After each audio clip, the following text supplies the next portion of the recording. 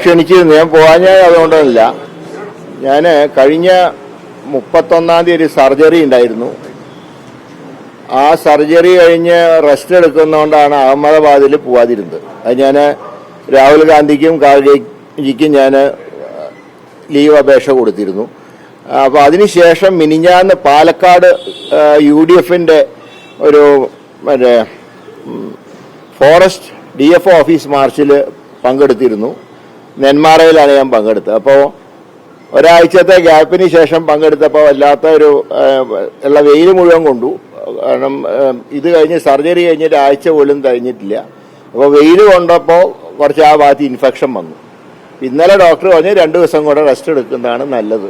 സിറ്റിയിലൊക്കെ പോയിക്കോളൂ, long trip വേണ്ടാന്ന് പറഞ്ഞുകൊണ്ടാണ് ഇന്ന് പോവാതിരുന്നത്. അല്ലാതെ ഒരു പ്രശ്നവുമില്ല, പാർട്ടിക്കകത്തൊരു പ്രശ്നവുമില്ല, മനഃപൂർവ്വം പങ്കെടുക്കാത്തതല്ല.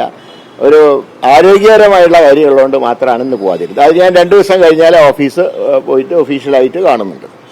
ഉമ്മൻചാണ്ടിയുടെ പ്രതിമ അനാവരണമാണ് എന്നെ ചുമതലപ്പെടുത്തിയിട്ടുള്ളത്. അത് ഞാൻ 16-ാം തീയതി കോഴിക്കോട് പോകണമെന്നാണ് ഇപ്പോൾ വിചാരിക്കുന്നത്.